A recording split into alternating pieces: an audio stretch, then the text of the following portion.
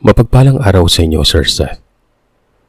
Tawagin niyo na lamang po ako sa pangalang Marie, Tubong, Laguna. Ang kwentong ibabahagi ko sa inyo ay nangyari nung sumama akong magbakasyon sa probinsya sa May Negros, kung saan naninirahan ng matalik kong kaibigan na tawagin na lamang natin sa pangalang Lourdes. Simula high school hanggang kolehiyo, matalik na kaming magkaibigan ni Lourdes. Hanggang sa nagkatrabaho na kami, magkasama pa rin kaming dalawa.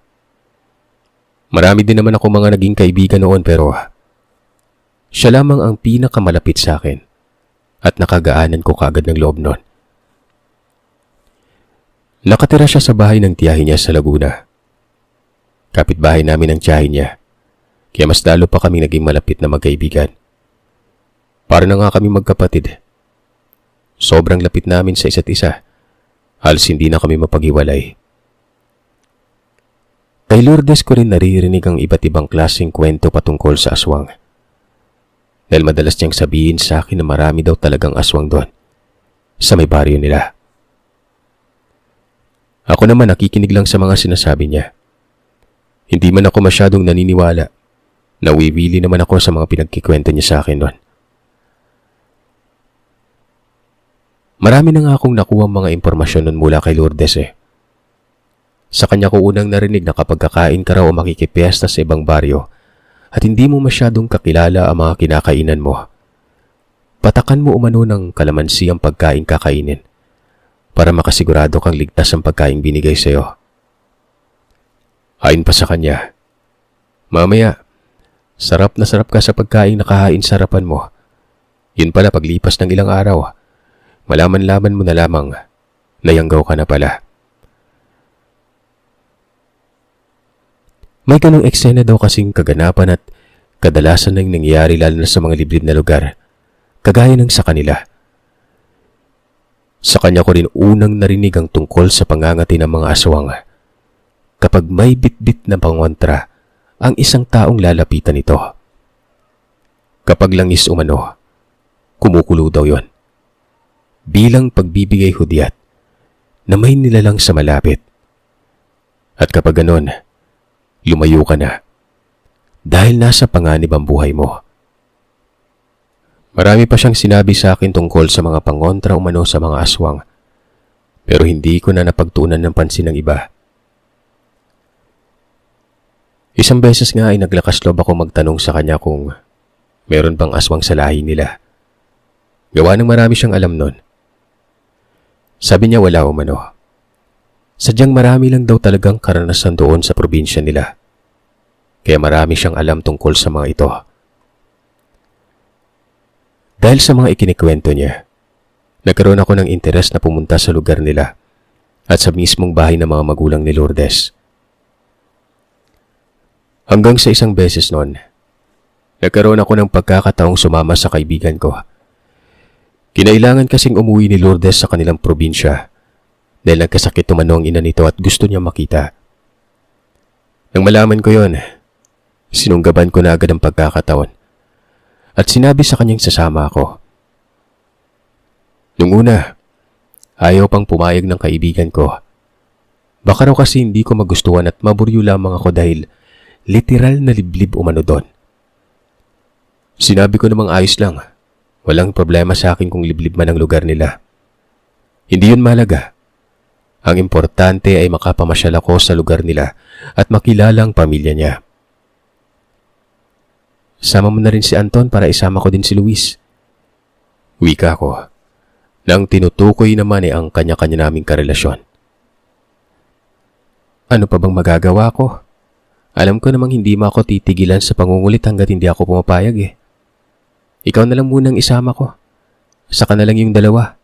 Alam mo na. Matapos ng pumayag ni Lourdes ay walang pagsidla ng tuwang nararamdaman ko. Dahil sa wakas ay makakapunta na ako doon. At makikita ko na rin ang pamilya niya. At hindi lang puro sa kwento ko sila maririnig. May mga bagay kasing bumabagabag din sa isipan ko magmula pa noon. Siguro kuryosidad lang din eh. Kung marami ba talagang aswang sa lugar nila Lourdes. Palagi kasi niyang kinikwento kaya gusto ko ding malaman.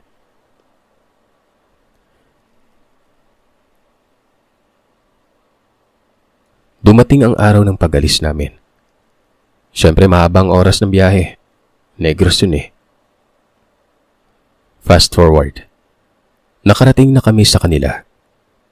Hindi ko maiwasang mamangha at magtaka. Namangha ako gawa ng sa tanang buhay ko.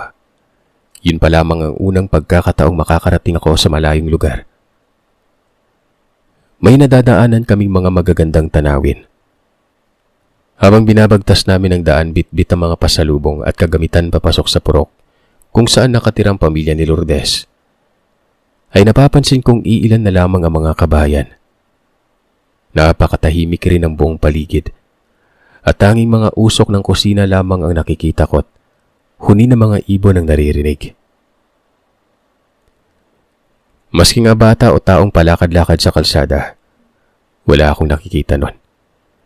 Kung may makita man ako ay nasa loob ng bahay at nakadungaw lamang sa bintana. Pero kapag tinitingnan ko naman at nginingitian, mabilis na umaalis sa pagkakasilip sa bintana ang mga ito. Parang mga takot dahil madaling-madali ang mga yun sa pagsarado ng bintana. Tama si Lourdes, Sir Seth. Liblib na liblib talaga yung lugar. Hindi simentado ang daan. Maliit lamang yun, nakakasya lamang ang pangdalawahang tao. Maski ugong ng sasakyan ay wala akong naririnig. Parang papunta na nga yata kami sa bundok o kaduluduluhan ng Pilipinas. Sa isip-isip ko pa, tama nga ang kaibigan ko. Liblib talaga ang lugar nila.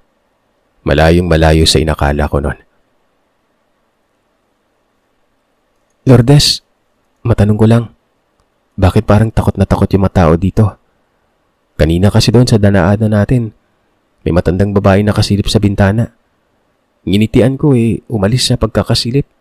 Nagmadaling magsara ng bintana. Sandaling tinignan ako ni Lourdes at sinabihang hayaan ko na lamang umano at huwag ko nang pansinin ang mga taong kumikilos ng kakaiba. Sadyang ganun lamang raw talaga sa kanilang purok. Ilag ang mga tao dahil natatakot ng mga ito. Makaraan ng ilang sandali, huminto kami sa isang bahay na hindi naman kalakihan. May natanaw akong babaeng nakaupo malapit sa bintana at panay ang pag-ubunon. Nandito na tayo. Halika, bilisan mo. Halos takboy na ni Lourdes ang pintuan ng bahay habang tinatawag ang kanyang ina. Tumingin sa gawin namin ang matandang babaeng kanina pa ubo ng ubo na para bang asong tumatahol. Nang makita nito si Lourdes, biglang lumiwanag ang mukha at nagmamadali ng tumayo't binuksan ang pintuan. Masaya akong nakipagkilala sa ina ng kaibigan kong. Tawagin na lamang natin sa pangalang Linda. Agara namang tinawag ni Aling Linda ang iba pang mga kapatid ni Lourdes. Isa-isang ipinakilala sa akin. Ramdam ko ang kagalakan at magiliw na pagtanggap nila sa akin sa munting tahanan nila. Gawa sa pawid ang bubungan at kawayan naman ng dingding ng bahay. Nakaangat sa lupa ang sahig ng bahay nila. Yari sa tabla. Pagpasok nga namin ng bahay ay pinagpahinga na muna kami ni Aling Linda dahil maghahanda lamang daw siya na makakain namin. Sinabi naman ni Lourdes na ito na lamang ang maghahanda at huwag na mag-abala pa ang ginanito at magpahinga na lamang dahil baka mapagod pa ito. Pero mapilit ang ina ni Lourdes. Iginiit nitong ito na lang raw ang maghahanda at magpapahinga na lamang muna kami. Matapos makapagpahinga, sumunod ako kay Lourdes na pumunta sa kusina. Aalamin niya raw kung nakaluto na bang nanay niya. Nang nasa kusina, una kong napansin yung mga butas-butas sa pawid nila bubong. Bago pa naman yung pawid pero kapansin-pansing tad-tad na yun ang butas na parabang pinagtutusok-tusok yun ng matutulis na bagay. Lalo na doon banda sa may lutuan. Hindi ko na malayang matagal-tagal na pala akong nakatingal at pinagmamasdan ng bubungan habang nakakunot ang noo. Alam mo ba, Iha, yung mga butas-butas na yan ay hindi dahil sa kalumaan ng bubungan namin.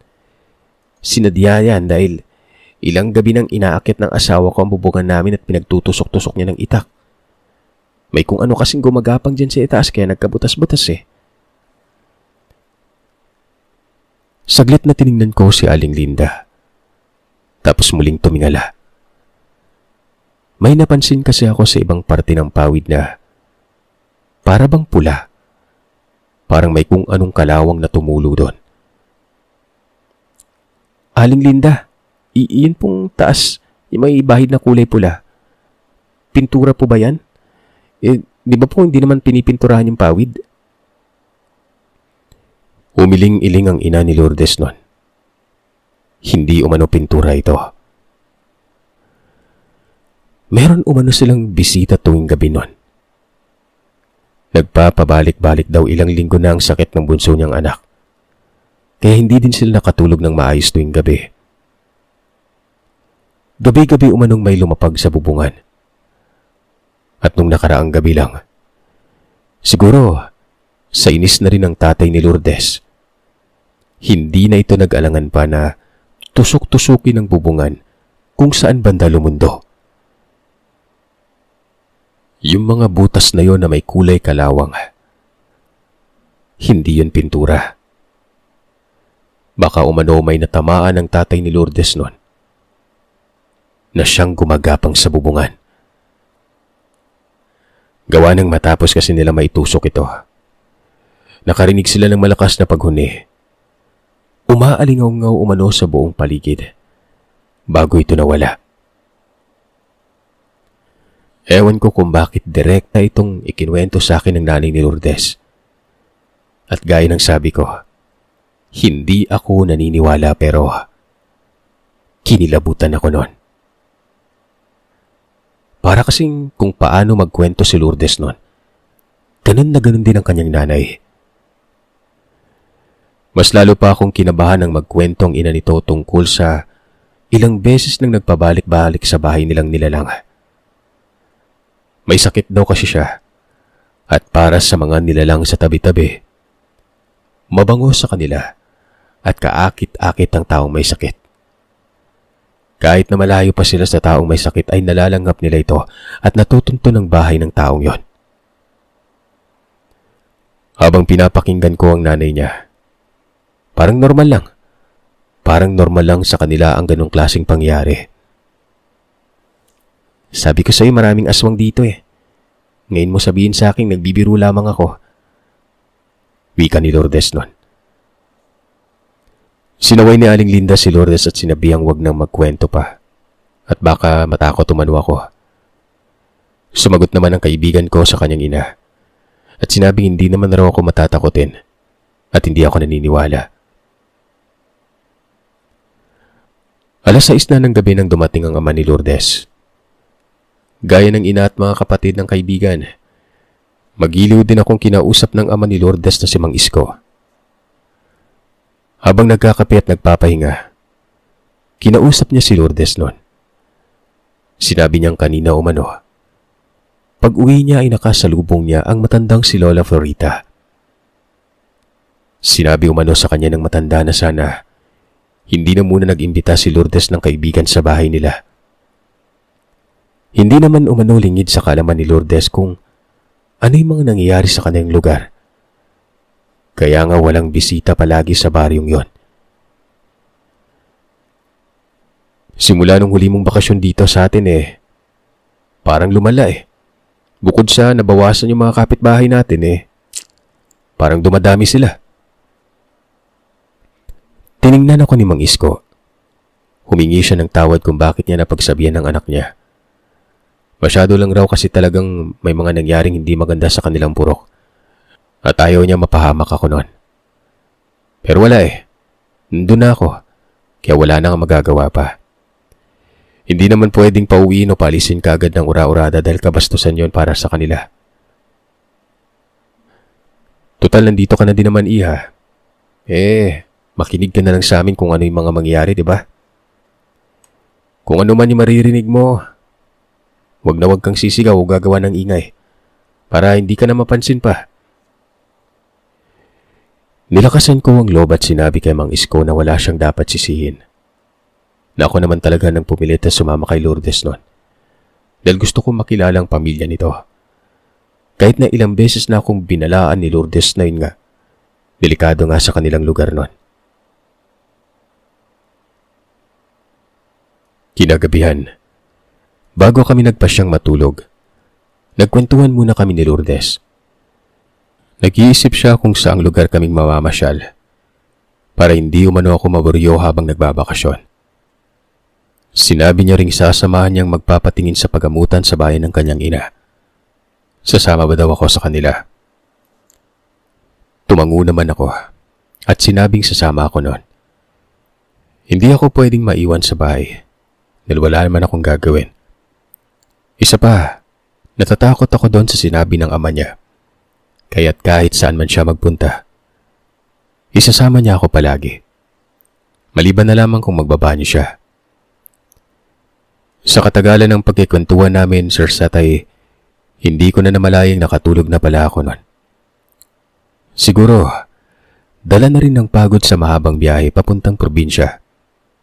Kaya ganon. Pero makaraan ng ilang oras at sa palagay ko ay nasa kalagitnaan na ng gabi. Bigla akong naalimpungatan. Naramdaman ko ang sunod-sunod na pagyugyog ng balikat ko. Nung tingnan ko kung sino ang yumuyugyog nun, nakita ko si Lourdes. Gising na rin pala ito at nababakas ko ang takot sa mukha niya. Magtatanong na sana ako kung bakit niya ako ginising pero agaran akong napasinghap ng walang ano-ano'y mabilis niyang tinakpan ng bibig ko. Sumenya siyang wag ako maingay. May tinuturo siya sa bubungan ng bahay. Nang tingnan ko at pilit na inaninag ang parte kung saan may itinuro si Lourdes, ay halos gapangan ako ng kilabot sa buong katawan. Nang maaninagan kong may nilalang sa taas nito na para bang gumagapang. Sa bawat paggapang ay lumulundo ang bubungan at bumabagat ang paa ng nilalang na yon. Maliban nun, nakarinig ako ng mahinang pag-angil ng parang pusang naghahanap na makapareha. May panakanakang pagkutkot rin akong naririnig na para bang may nagbubutas ng bubungan nun. Sumenyas si Lourdes na marahan umano kaming tumayo. Pumunta sa silid ng kanyang mga magulang para sabihin na merong kung ano sa taas ng bubungan. Pero patayo pa lamang kami nang biglang nakarinig kami ng ingay sa kabilang silid nun. Nag-uusap. Naririnig ko rin mula sa mga kapatid ni Lourdes sa kabila ang pangalan ng kanilang ama. Walang tigil sa pag-ubo ang ina nito. Dahilan para magkumahog ang kung sino mang nilalang ang nasa taas ng bubungan na pumunta sa pwesto kung nasaan ang hinihigaan ng kanyang ina. Nasa labas si tatay. Huwag ka maingay. Bumulong ako sa kaibigan ko. Nagtanong kung anong ibig niyang sabihin. Bakit nasa labas ng 10 oras ng gabi ang kanyang ama? Sinabi niya namang mukhang pinuntahan ng kanyang tatay ang tiyuhin niya para magpatulong. At mukhang napainom na naman siguro yun ng alak dahil kanina pa hindi umuwi. Nung tumayo na kami, ingat na ingat nang maglakad palabas ng silid. May inabot sa akin yon. Nung tingnan ko kung ano ito, nagulat ako at nanlaki ng mga mata ko. Dahil sa isa yung patalim na kasinghaba ng isang dangkal. Tinanong ko siya kung ano ang gagawin ko sa binigay niya. Nagwika naman siyang proteksyon ko umano yon kung sakaling mang may biglang pumasok na kung ano. Halika, samahan mo ako, sabi niya. Saan tayo pupunta? Sa may kusina daw kami banda. Kukuha siya ng asin. Nang sa ganoon ay malagyan niya ng asin ang palibot ng bahay. Pangontra daw kasi yon sa aswang at takot lumapit ang nilalang kapag may nakapalibot na asin sa kabahayan. Nagmamadali naman akong sumunod sa kaibigan ko. Ayaw kasing magpaiwan at baka mamaya ay bigla na lamang may kung anong humablot sa akin sa bubungan. Hanggang sa may naaninag ako, Sir Seth. Tinitigan ko yung maigi. Napahiyaw na lamang ako noon nang makita kong may nakalambitin sa labas ng kusina. Kawayan lamang kasi ang dingding sa may banggera at may awang itong malalaki noon. Kitang-kita ko ang nasa labas ng bahay. Napakalaking paniki yun, Sir Seth. Dali-dali akong hinila ni Lourdes palabas ng kusina. Kulang na lang, kalat ka rin niya na ako dahil sa totoo lang, ramdam na ramdam ko yung paninigas ng mga paa ko na ayaw na maglakad eh. Yung nilalang na yon, mabilis na tumalon at parang nagulat rin yun sa ginawa ko. Maya-maya pa, sunod-sunod nang kumalampag ang pintuan ng bahay. Para bang may nagmamadaling makapasok ang kung sino man sa labas noon. Baka si tatay na yan, wika ng bunsong kapatid ni Lourdes. Nagmadali itong lumabas at akmang lalapitan na sana ang pintuan. Pero maagap na hinawakan kaagad ng nanay ni Lourdes ang bunso niyang kapatid at sinabihang huwag buksan ang pinto noon. Hindi yan yung tatay mo. Hindi kakatok yung tatay mo dahil may susi yun. Hindi siya yan, sabi ni Aling Linda. Dahil sa sinabi niya na yon, lalo akong kinilabutan. Lahat pa naman kami doon sa bahay puro babae, kaya wala kaming laban oras na makapasok ito. Dagdag mo pa na may sakit ang nanay ni Lourdes noon. Nay, nasaan po si tatay? Tanong ni Lourdes sa kanyang ina. Ayon naman kay Aling Linda, pumunta umano yon sa tiyuhin niya para humingi ng karagdagang pangontra sa mga aswang. Pero kanina pa umano yon. Hanggang ngayon, hindi pa nakakauwi. Kagaya nga ng sinabi ni Lourdes, baka sumabit na naman umano sa inuman. Sama-sama kaming nagsusumiksik malapit sa upuan. Wala nang kahit sino sa amin ang gustong lumapit doon sa pinto na yon. Patuloy pa rin ang pagpupumilit ng kung sinong nasa labas na pumasok sa loob ng bahay. Makaraan lamang ang ilang segundo. Tumigil na sa pagkalampag ang kung sino mang yon. Hanggang sa walang ano-ano, sa gitna ng katahimikan, nakarinig kami ng malakas na sigaw mula sa bahay. Boses yun ng ama ni Lourdes. Bukod pa doon ay may ibang boses pa akong narinig pero hindi ko nakilala ang mga yon. Rinig na rinig ko na meron silang hinahamon. Sunod-sunod na putok ng baril ang umalingaw-ngaw sa labas ng bahay, kasabay ng malakas na pag-atungal na parang nasasaktang hayop o nilalang nun. Habulin nyo! Natamaan ng baril! Hindi makakalayo yun! Mga yabag ng paang narinig kong mabilisang tumakbo papunta sa likuran ng bahay. Hinahabol yon. Makaraan ng ilang minuto, narinig na namin ang boses ng mga kalalakihang papalapit sa bahay ng kaibigan ko. Nang binuksan ng ina ni Lourdes ang pintuan, maraming talsik ng dugo ang damit ng tatay nito. Meron ding bahid ng dugo ang itak na hawak-hawak niya. Doon namin nalaman na mga kaanak pala lahat ni Lourdes sa mga kalalakihang yon. At kaya pala ito natagalan yung tatay nila.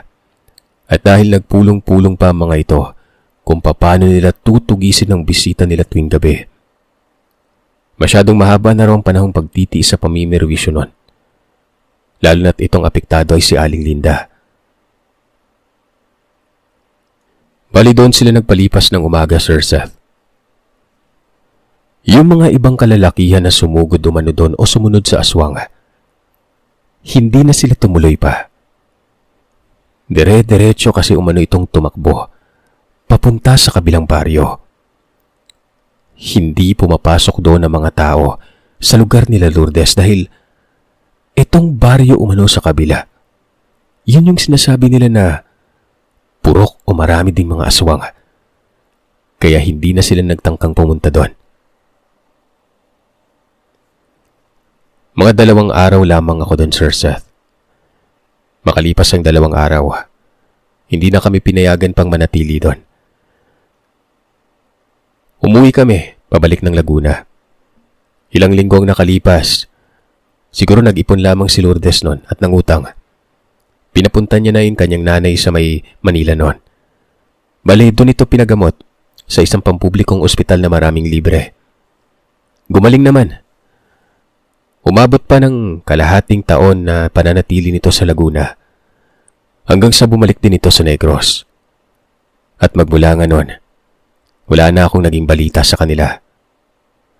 Pero mukhang ayos naman sila ayon kay Lourdes noon. Oo, at maiksi ang nangyari sa akin. Kumbaga, isang gabing kwento lang. Pero makapanindig balahibo yon. At sapat na sa akin yung karanasan na yon para maniwala sa mga aswang.